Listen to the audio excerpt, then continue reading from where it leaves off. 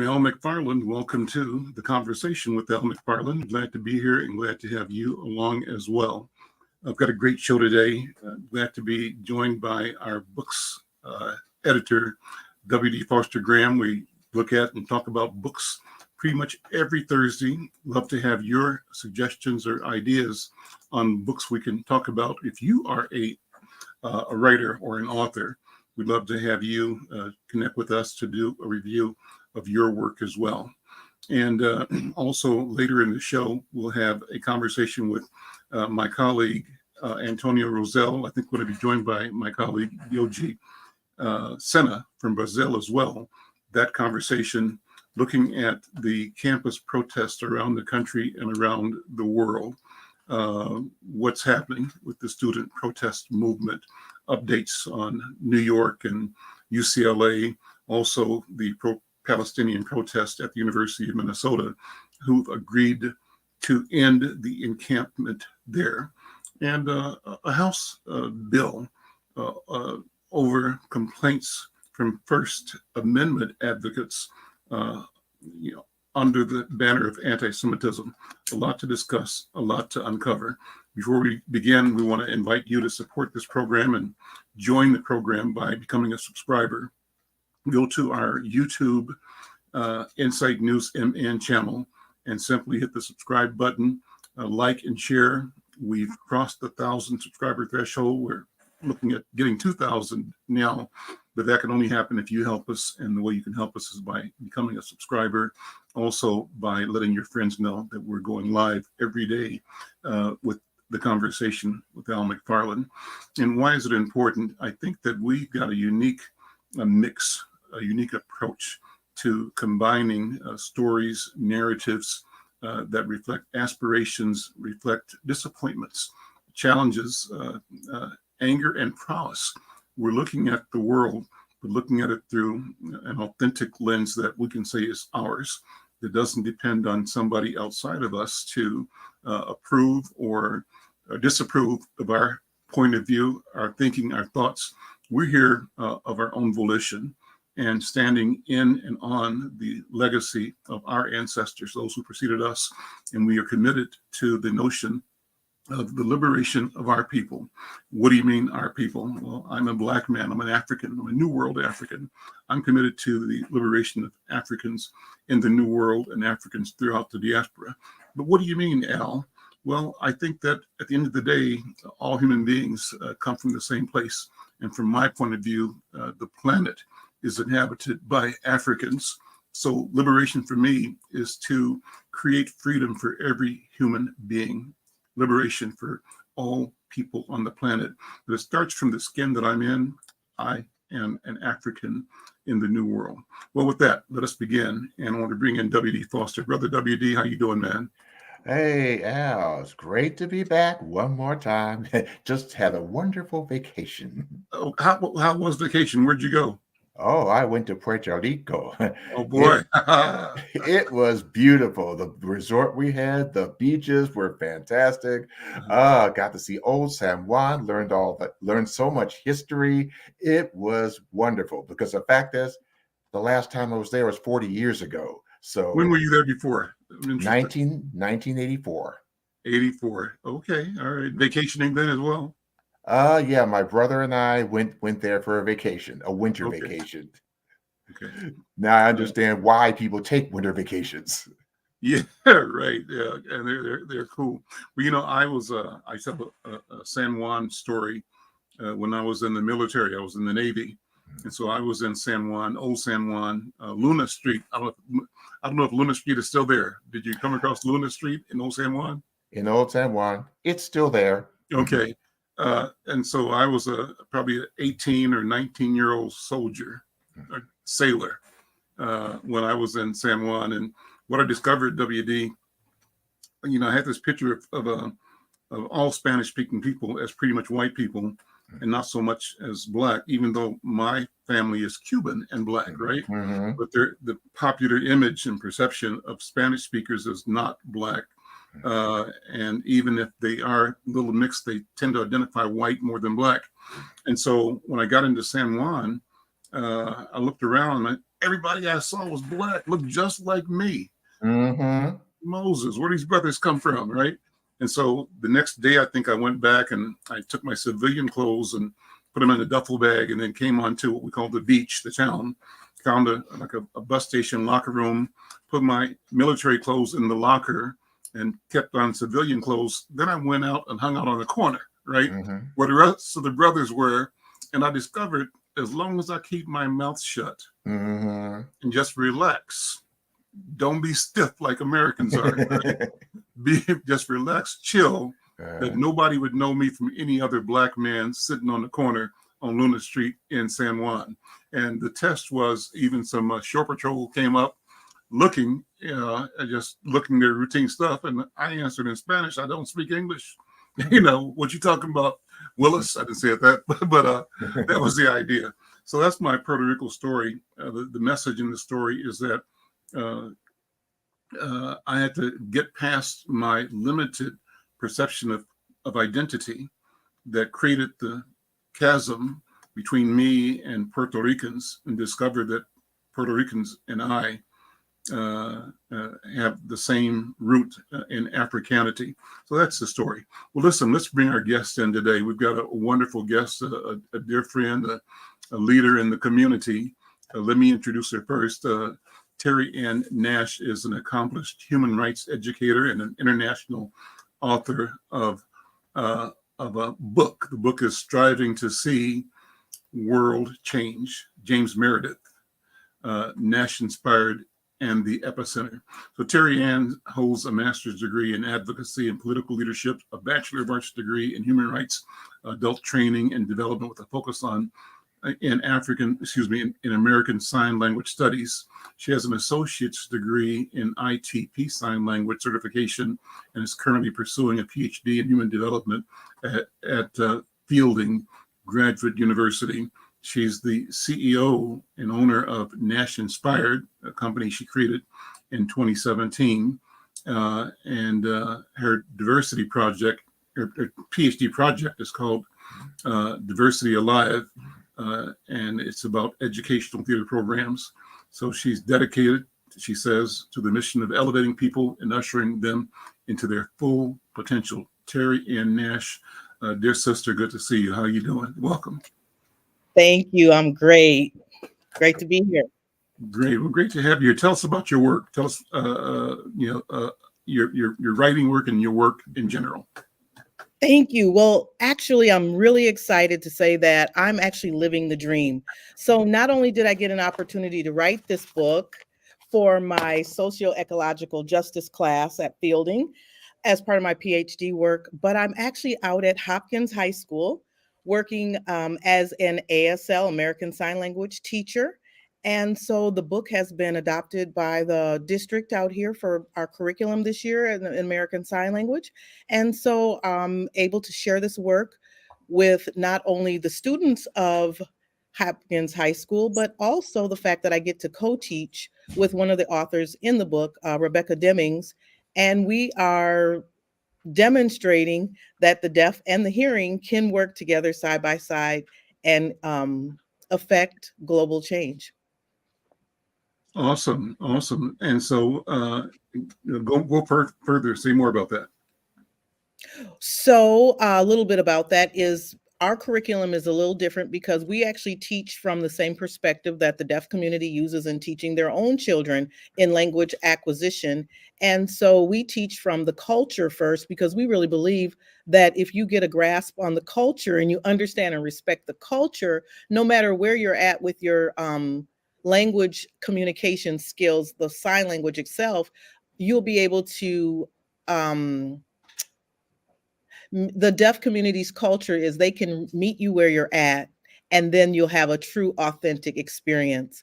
So for us, being that I also have an extensive background in coaching and job coaching and development, I'm preparing our students for the world and to be able to go out there and have something that's marketable and that they can feel good about. So in their final projects, as I was sharing earlier with WD, we have students in here who are working on fundraisers for African deaf schools. They are interpreting music. We have a student who was inspired just today by this opportunity. They're watching as part of their curriculum. And one student is been inspired by this opportunity that they want to do a podcast for the deaf community. Great. So they may do one episode as their final. And we have students who are illustrating books, clay work. Everything that we're doing here is basically to show that the deaf community and deaf culture is not monolithic. It is not just one culture that everybody does is the same as a cookie cutter, but that anything that we as hearing people participate in, the deaf community wants to be there too. That's awesome. Are there students nearby or in the same room with you or in studio with you, or do you want to introduce some, or how do you want to do it? If well, I do have a few. Okay. I don't know. By a show of hands, is there anyone in here who would want to come on camera and maybe introduce yourself with just your name? I got two students that said they'd be interested to say hi. Maybe they can pull up a chair next to you and we can have a conversation with them and you can lead the conversation. Sure. We said put up a chair, so let's see. John, I think I can squeeze you back here, or Haley, you can squeeze you back here, and then John, you pull up a chair.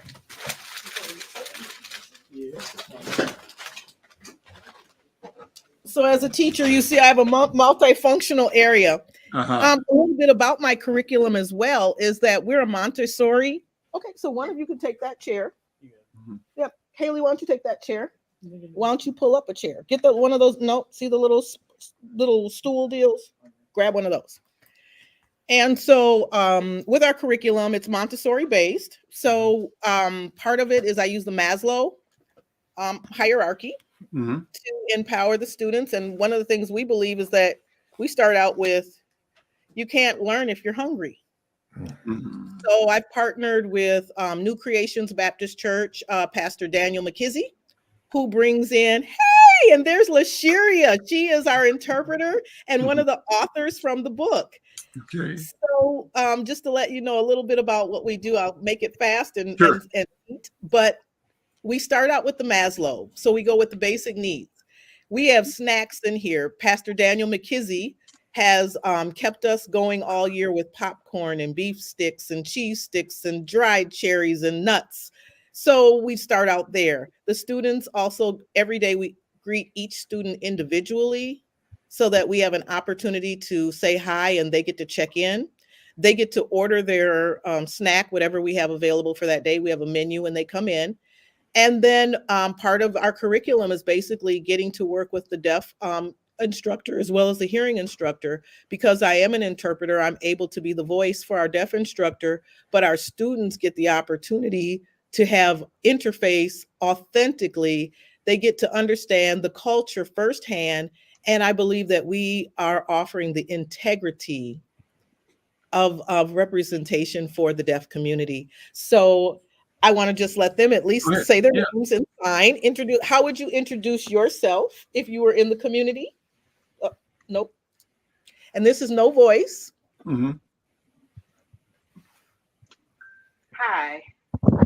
Hi, my name is John, John. Last name is Atha, Atta. No, is that right? My last name is Jonathan is my first name. Last name is A-T. Go again. No. Go ahead. Start again. I'm sorry. My name is Caciura.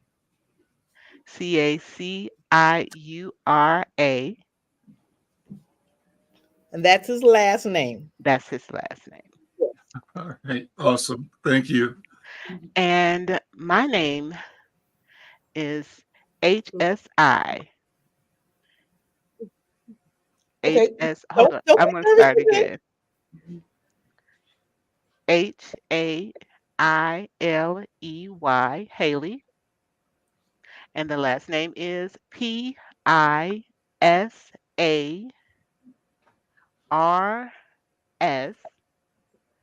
KI. So remember, Good to meet you. You're in Minnesota. So you're going to see our Minnesota last names. That's cool. And so the class is a high school class or a college class, or what is it? This is a high school class, and this is ASL 1. Mm-hmm. So John would like to do something else. Go Yeah, ahead, John. sure, please. Sorry. My birthday.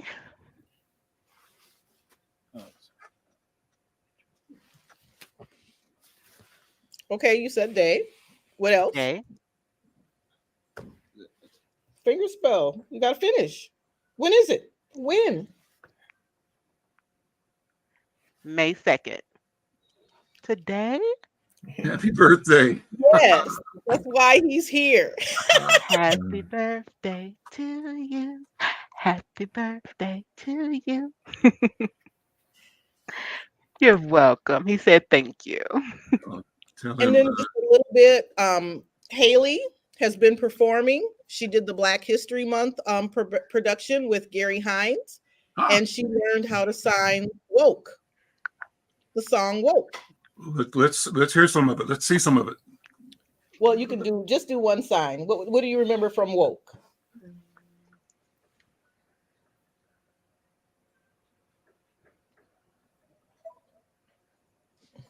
Did you catch that, Lasheria? She says all God Yep, keep going. Children are woke. Beautiful. Yes. Beautiful. Nice job. Okay, yeah. And so she's also going to be performing in our last talent show, and we are actually teamed up with a lady from Nashville, Tennessee, named Shay Nicole, who is right now on the top of the Apple music chart. And she's letting us interpret her music to give something for the deaf community. That's fabulous. So, I'm so glad to have this conversation with you guys. Thank you so much for being here. And thank you, Terryann Nash, for what you do in this area. And in the spirit of my opening remarks, freedom and liberation has to be liberation for every human being. And it seems to me that what you're doing is liberation work, because you are both demanding and insisting and enabling that all of us acknowledge and see each other fully, right? Without any side eye. And so I think that's great. But you talk about that. What does it mean for you as a teacher, an educator, a writer, to help these young people develop into becoming their full self? Well, the wonderful thing about it, Al, is I really believe, as I've searched, unless I can find someone to correct me by this podcast, we are the only ones. Hopkins High School is the only school in the nation right now offering this model.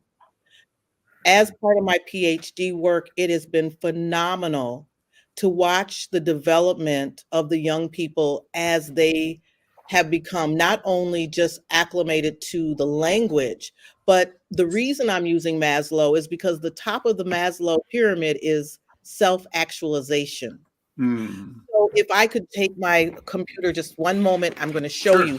This is what our classroom looks like. Okay. So you can see all those hands. Everybody is represented in our classroom. They were able to take their own hand and make the gesture, either I love you or whatever they wanted to do, and also created their own flag that represents their values and their heart and who they are. So as the students sit in the room, they can look up, and see themselves. And every day I talk to them about what they're able to do with this newfound skill and how they can apply it to everyday life. And then with our other teacher, Rebecca Demings, she's not here today, but she also talks to them about always be ready. What if you meet a deaf person out in the community? How do you approach that person? Are you ready to approach that person?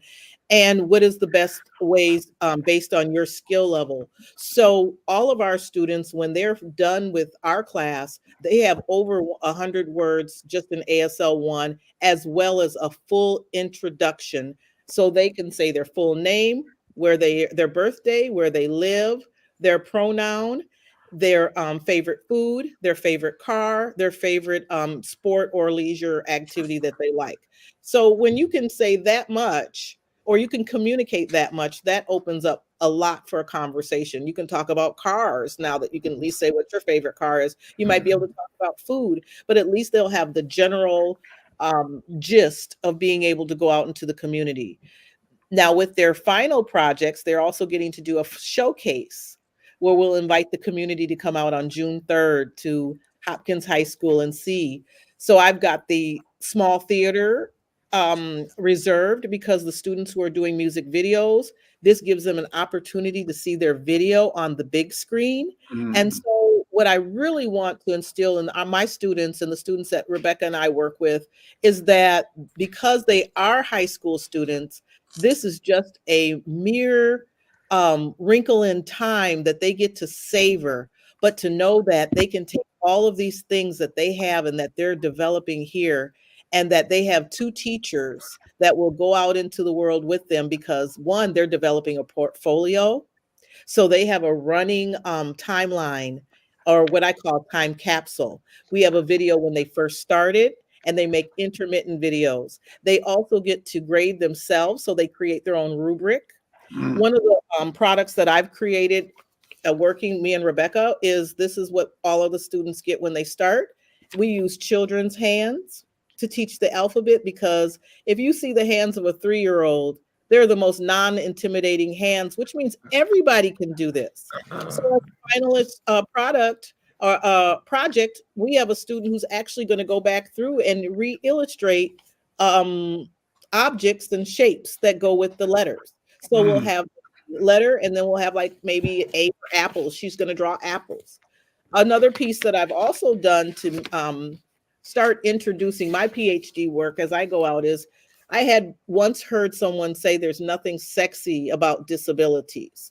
And that kind of rubbed me wrong, because I feel like this, we're aging every day. And just because I'm aging doesn't mean I don't get to be sexy. Great. Hey. If I wake up tomorrow and I'm not as able-bodied as I am now, I hope that doesn't mean I don't get to be sexy. So what I did is I created a newsletter. And this was my first newsletter. And this newsletter was inspired. I had been saying I was going to do it. And I've been meaning to do it since August. But then I got this wonderful review from a man named W.D. Foster Graham. And because I had such a wonderful review, I thought I couldn't waste the opportunity. So it's the centerpiece of my April debut newsletter. And my newsletter, just to let you know, so my geeky side, my PhD, sexy equals ASL means sustainability, ecologically, xenodocial, you. That equals learning American Sign Language. And xenodocial means just being open-minded to new things and new ideas. So if we could be more, so by learning American Sign Language, ecologically, it would create a more sustainable community, because we now, as what I believe, it's not just that we want to sit at the table, but it's time to start eating at that table. I'm ready to sit at the table, and the deaf people are ready to eat at the table. So to be able to do that, we need to be able to make sure that the menus are right, and that the people who are taking the orders understand the language, and that we all have an opportunity. I mean, if the cure for cancer is in the deaf community, and right now we have one interpreter to 50 deaf people, we have a problem. There we go. And so that leads me, Terry, to ask you, what would it be like if part of our growing up everywhere on the planet meant that one of the skills we learn, one of the language skills we learn, is sign language? And it's not impossible. We are all potentially polyglot, right? Able to speak and use several languages. It's a question of exposure and training. So as an educator, do you have a vision or a dream or an idea that things could be substantially different on the planet if everyone had the opportunity from the beginning, not only to learn verbal, but also sign language as part of their capabilities as a human being? What do you think about that? Well, Al, you are actually, you hit the nail on the head. So here's the deal. I'm going to sum it up right here with what you're seeing visually. First of all, I have no real recollection firsthand, but I know it happened. On 34th and 4th Avenue In a time, once upon a time, I played with a little deaf girl when I was 4 years old. Little would I know that over 30 years later, her and I would be teaching side by side in a high school. Little did I know that during COVID, when I had an idea to invent a mask with a clear face and put it on Facebook, that I would meet a woman named Lashiria, who is the niece of a deaf woman who reached out to me because she needed a mask. Hey. But the biggest piece is without people such as yourself, Mr. McFarlane, we would not be able to even get the word out, because this technology, these platforms that you're creating are allowing 4 million. There are 4 million people in America who use American Sign Language, whether it's their first language or their second language. And then I need to throw out the last piece. When I was interviewed by you at A. Philip Randolph's conference a few years ago, Yep. that is what really sparked me to finish the master's program in my political leadership and advocacy, and then move on to my PhD, because the next thing is we need to get a voice unified for the deaf community, and they need to be unionized. So you have been a cornerstone to the foundation of me being a Minnesota girl next door, and just a product of the community. So if I didn't have people like you to trailblaze, I wouldn't know that I could make this difference. And so you're seeing the product of what it takes, and it's not that hard. It's just exposure. Yeah. All of these students are going to leave here, and maybe they become a CEO. One of them may become, I've got a plumber in here. I've got a plumber in here might hire some deaf people because they're good plumbers. So my point is that there's opportunity on so many levels just within our student body, within Hopkins District, that could spill out internationally if we could have more people to just adopt this model. So you've got Fridley, who had to fly in teachers internationally, when we have deaf people who are qualified right here in our Twin Cities area who are looking for jobs. WD So jump that's in. how we do it. Indeed. Well, I noticed that James Meredith played a role in this project. So could you elaborate on that? Because that was definitely intriguing, because given James Meredith's history as a civil rights leader, would you share? Yes. So I have been exposed. I was groomed to work with James Meredith since the age of 5. I never heard anything else other than because my grandfather is from Mississippi, Kosciuszko, Mississippi, and we are related. But Dr. Meredith inspired me because, one, he was the first person that I knew the power of one. So it was way before Obama that we knew the power of one. To know that he broke the back of the last link to white supremacy in America, which was the PhD. A lot of people don't understand what that means, but the significance is a Black man out of Mississippi, which we know historically what Mississippi means. And then to be able to get to that level that all Americans now can go to any college of their choice. I knew that the deaf community needed to hear that message to be empowered. How did it transcend? Well, not only did we get to go to Mississippi and all of the people in our book met him, even if it was via Zoom, they all got to meet him and to see the changes in their lives. One, we have a teacher now. 2, we have Dwayne Johnson of Deaf Ride, who is now taken on the management job at Kroger's in the pharmaceutical area. Dennis has 2 jobs now when he had a part-time job before this. We've got 2 people in the book who've gotten married. Musa has over 30,000 followers now. And the really huge thing for me is part of my PhD team. I have a man by the name of Audrey Hervey, who also is a descendant of a Nash. We can't figure out our lineage yet, but he's also from Kosciuszko, and he's on my dissertation team. So one of the things that we talked about today was that we are so proud that we could say we have Mississippi roots. And here we are now, the benefactors of Dr. Meredith's work, because we are the PhD to break the back of white supremacy, a place that they did not want us to be, especially me as a Black woman. And here we are going to represent 7% of our population. And James Meredith empowered that work. And he's empowered this community. And I really believe that if we have more leadership and people know more about what our struggles are and what the journey is about, we'll have more of our students, we'll have more young people moving forward and just ready to continue the journey. I have students in here right now learning the poem, What is a Dream Deferred? And being able to tell them about the United Negro College Fund and those old commercials I grew up with. You know, that's exciting. So when I get to tell them, you know, the dream deferred was when we knew we couldn't do it, we just, the best hope we had was our next generation would do it, and our next generation, and we're still there. Yeah. So I'm hoping to inspire some doctors out of here. Speaking of the book, go ahead. Tell us a little about your book, yeah, and also how our readers can get it. Thank you. So, striving to see world change.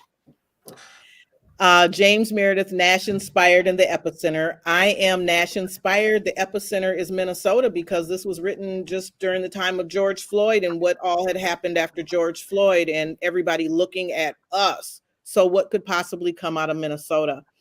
The authors of this book are people who have inspired me. There's 12.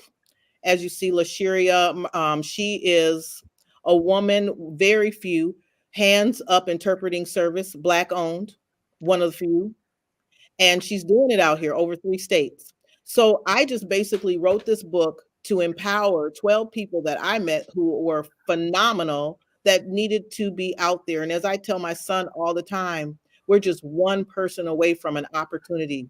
Our interconnectedness is so essential to our sustainability as a race of people, not a race of color, but as human beings, that if we can't figure out how to continue to celebrate each other and to lift each other up, then we won't have a lot of other places to go. And that's what this book does. So I thought that I was going to write about all these wonderful people that I inspired because I took the parable of the talents and invested in 12 people over a year. But what I found was in our interconnectedness, as I inspired them, they inspired me. And that's what the book is all about.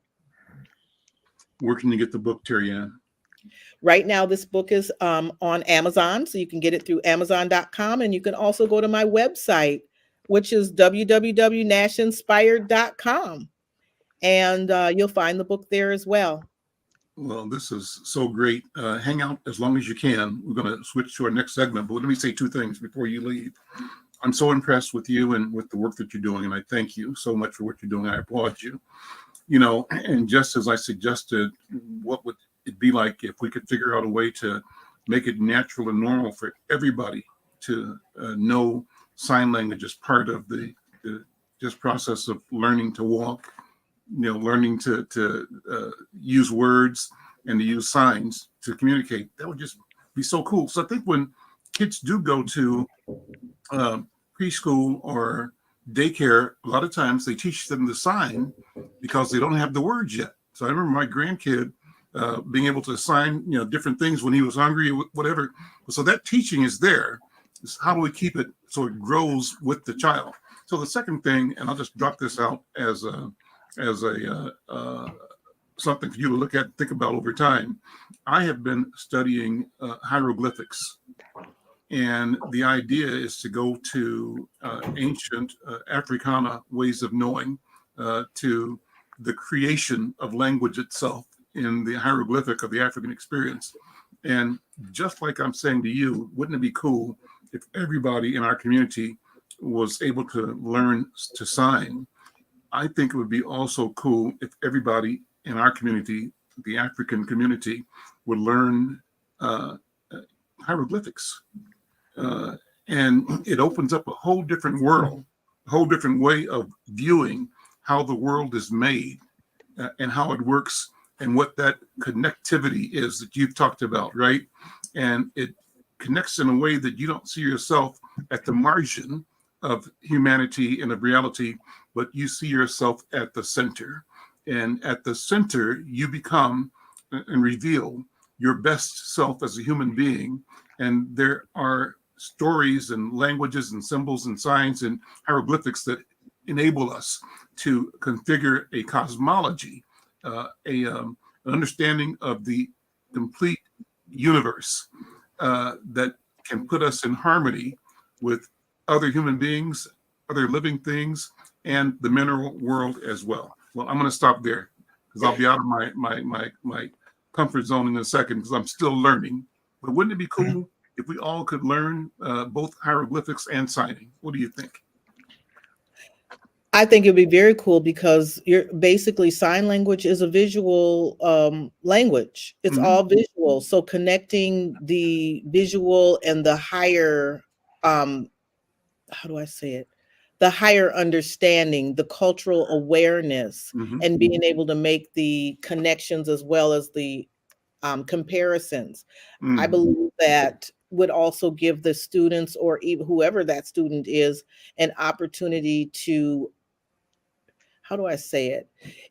Anytime you're introducing new information, it brings that opportunity to go higher. So it opens up new doors and you never know how that can inspire. I just wanted to say also, I just saw that Abu Bakr is also online. Abu Bakr is from Nigeria, and he was one of the Nelson Mandela Fellows that came to the United States. I got to be his personal interpreter. And although he is aspiring to come back to the University of Minnesota, as we are looking at this the DEI issues that we're having with diversity, inclusion, and equity, diversity, equity, inclusion, these policies are changing. And so they're changing for our international students to have opportunities to come to our country. But with that being said, starting in June, Abu Bakr and myself will be teaching international we'll be teaching an international class via Zoom, but we'll be teaching American Sign Language. He's from the deaf community and he's a teacher in Nigeria who uses American Sign Language. So we'll be furthering the work of Dr. Andrew Foster, who started a Black man at Gallaudet, who got his PhD and went to Nigeria to he went to Nigeria, Ghana, and Kenya to set up schools for the deaf. And he died in a plane crash in 1986. But we're going to continue on in the vision to continue to teach sign language abroad. And so I'll be working on the internet, via internet, with Abu Bakr to teach classes. So that'll be another thing you can find on our website, more information. And we're going to have you back again and again and again. This is just the beginning. Thank you so much. Thank you so much. I'm Al McFarlane. This is the Conversation with Al McFarlane. Let me pivot now to bring in my colleague, Antonio Rosell. And Antonio, we've been trying to get to our conversation to talk about what's happening with the protests on campuses here and around the country. Give us an update. Al, thank you very much for the invitation to have this opportunity today to chat with our viewers about the encampment and the overall movement that's going on across the United States and across other nations in the world as well, where students are asking their universities to rethink their investments, because there's a lot of investments that universities do through their mutual funds, where they are placing those funds in weapons manufacturers and sometimes in companies that are based in Israel and are manufacture the weapons that are being used to kill innocent civilians in Gaza and elsewhere in Palestine and the Middle East. And so students with a huge moral clarity have put themselves on the line and have set up encampments like at the University of Minnesota, and have said to the university, we are going to remain here every day through cold or rain or any inhospitable condition. We don't care. We're going to stay here in solidarity with our brothers and sisters in Gaza, in Palestine, who are suffering every day and who are getting killed by these weapons that our university is investing in. And so it's a call for moral clarity and for divestment. And it has a lot of parallels as well with other actions that were taking, during the Vietnam War and during the fight against apartheid.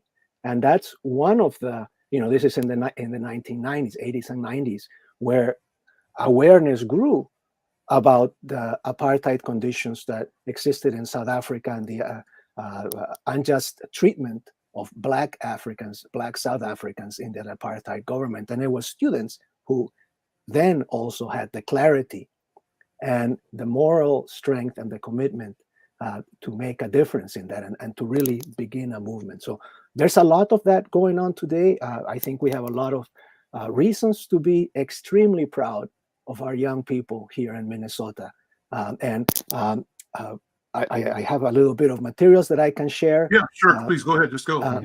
And maybe if we can show a view of all of the universities in the U.S. that are right now in this campaign of divestment and encampments. Cooper, I wonder if you could show that. More than 120 universities. And you can see the ones that are written in black are the ones that are inside the United States, campuses of universities here in the United States. The ones in green are universities outside of the physical territory of the United States. And students in all of these universities have been doing tremendous, facing tremendous hardship, not just physical discomfort. Cooper, I wonder if you could show a couple of images of just, the camps through the rain, through the cold. We had, for example, here in the Twin Cities, just a couple of days ago, pretty hard rain last night and the night before, cold temperatures. The students have been camping there through finals week.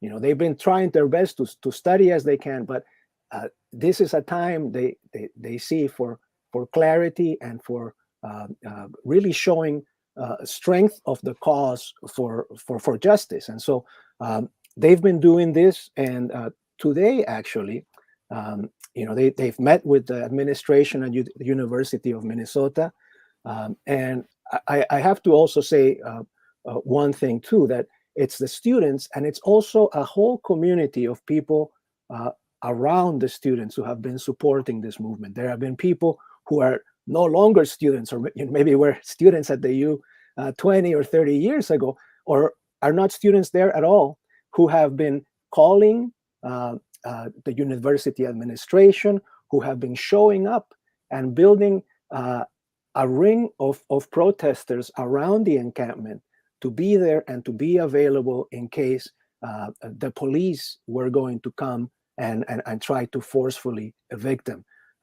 Now, that has happened in other universities, as I'm sure you've heard, Columbia, UCLA. There's all kinds of really terrible, forceful actions against people. Here you can see an image of kind of that community that has grown up around this space. I wonder, Cooper, if you can show that video of a vice presidential candidate at a student protest getting manhandled by police. This happened just a couple of days ago. The lady in the white hair that's getting pushed by a policeman using a bicycle, that is a presidential candidate in the United States, Jill Stein of the Green Party. Huge abuses. This is in Missouri, in Washington University in St. Louis. And throughout the country, this has been happening at very many places. This was one of the big fears that people around the encampment at the university had today. And I have to say, too, that the involvement that a lot of our community members who were not necessarily camping was key in helping the university see that moving forward in this way is not right. There are students, there are community, we have to take care of them. They are in a way being our conscience about acting in the ways that are consistent with what we say that we are about, right? We're about diversity, equality, human rights. Well, the human rights of the people who are being massacred today in Gaza, we need to keep that in mind and act accordingly, right? So the students have had that moral clarity. The university administration has thankfully been more thoughtful. And I'll say this to their credit, the University of Minnesota administration has been much more thoughtful than some of the other universities we have seen. And that's something I think that, it's a good indication and something that we can be proud of as well, because, it's partly it's them, it's the administrators themselves at the university, and partly is our wider community who has called them and reminded them. These are our students. We love them. We need to take care of them. Yes, Al, sorry. Why do you think Berkeley and Columbia have gone in a different direction? Columbia, in particular, I think had prided itself in trying to ensure that decisions that students take are respected and are supported. But then in the last day, I think the police moved in massively to dismantle the encampments at Columbia University in New York City. And as I watched the news programs last night with the mayor of New York and other state officials speaking, they seem to be creating a narrative that the protests were not the work of the students, but of quote unquote outsiders. And so they wanted to bifurcate and separate and say that, of course, students wouldn't be doing this. Maybe some would, but most wouldn't. So anything that's happening bad here has to be done by agitators from outside. That's a common tactic, I think. And you kind of addressed that to a degree when you said that the students at the University of Minnesota were not there alone. They were there with community, and the community might have been former students, or might have been people that never were associated directly with the campus, but are feeling the issue and have been attracted to an opportunity to express solidarity around an injustice that they see in the world. And so how do we as consumers, as community, ensure or help ourselves to not be blinded by the voice of the official instrument of the institution or of the state in a way that sort of minimizes our own gut feeling and our own bid for freedom, democracy, equity, and justice? What do you think? Well, this talk about outside agitators, as you said, is something that is a very well-known angle and a very well-known approach to try to discredit the fight, the true fight for human rights. I mean, that phrase, if I wasn't alive back then, but I know that it's in this letter from a Birmingham city jail that Dr. Martin Luther King wrote, saying how people try to remove power from the movement, saying that it's the work of outside agitators that are not from the community of Birmingham, right? And the truth is that this movement, and I've been there, I've gone and I've been at the encampment. The students lead it. The students negotiate with the university. It is the students. Now, the encampment was pulled up today because the students, through their initiative and through their demand, were able to secure a meeting with administration. The administration, and they had to meet twice because the initial meeting wasn't, the administration was not maybe as responsive as the students wanted. And they said, no, we are willing to pay the price. And we are going to stay here enjoying the cold and enjoying the rain and having difficulty through our exams because we believe in this cause. And so the students stayed, and then they met with them again, and they had a proposal from the university last night that was now sent out earlier today. And the students said, okay, we agree with this proposal from the university. We agree with it. We're going to pull up the camp the same as we agreed. And you can't tell that anything was there. Now, if you go there, I just saw some photos because I haven't been there today. You can't tell there was an encampment there at all. The students pulled everything up, and it was their action and their leadership. And it's wonderful to know, so they are the ones that are leading it, but the community is coming around to support. And now I'll tell you a little bit too about some of the people who are not connected to the university, who have come. My son, we were chatting about this last night. He doesn't go to the U. He goes to MCTC, and students from MCTC. He's been going to the encampment for the last 3 days. When he's on his way home or on his way there or during the day, and he's gone there and joined because at MCTC they don't have an encampment, but he went and joined because he knows enough about the world. And we talk about these things at home, and he's like, I want to be part of this. And I didn't encourage him to go or anything like that.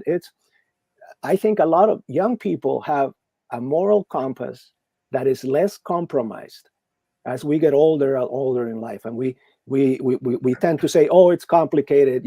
I got to go to work. I got to do this.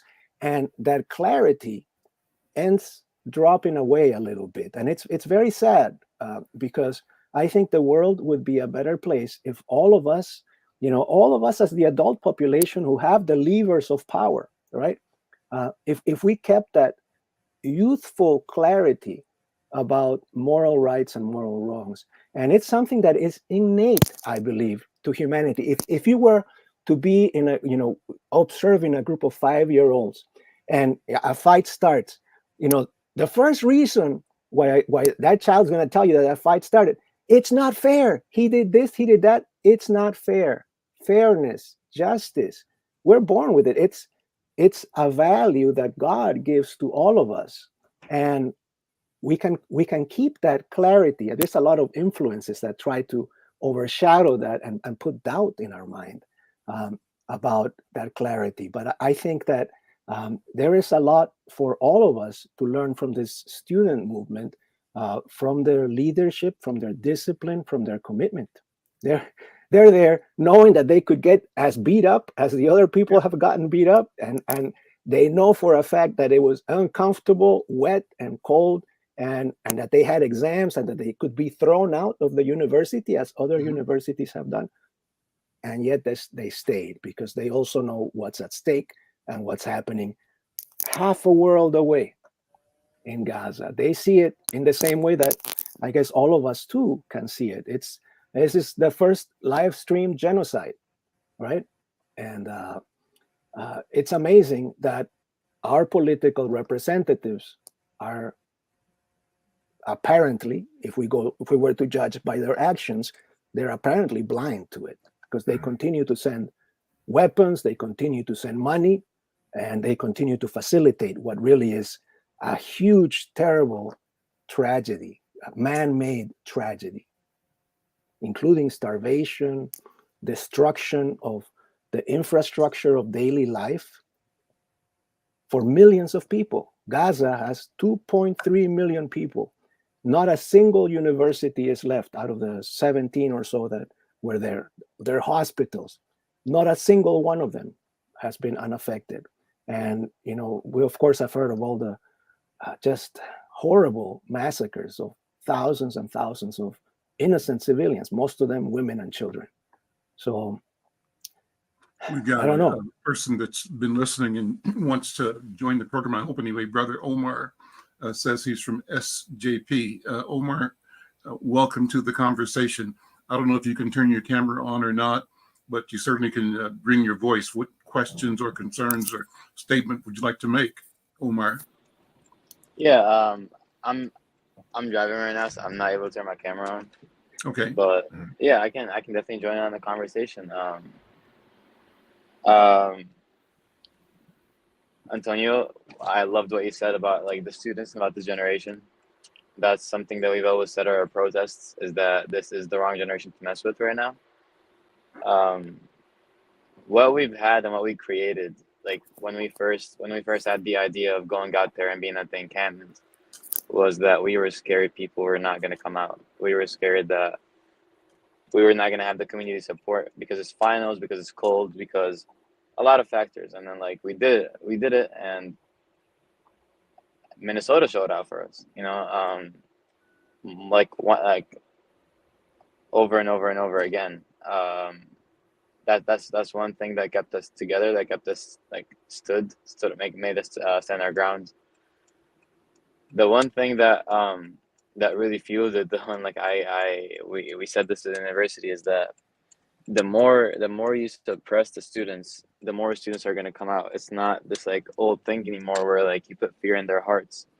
So if you were to bring cops, if you're like, it was a peaceful encampment and you brought riot police out for us, that really shows like how much you're scared of the student movement. And Mm. when that happened, that really like that that fueled more students to come out. That put more media attention on them. So like their retaliation only made it better for us and worse for them. And they talked about all the right channels to go through. Like they used to talk about how we can't do this. Like it's against university policy. But truth be told, like for 7 months straight, we've tried to talk to them. We've tried to get to them. We've had over 30 protests. We've won the campus-wide elections, and they ignored all the right channels that they put for us, and they only listened to one. They only listened to one thing, and it was the encampment. So I feel like those rules had to be bent a little bit in order for our voices to be heard.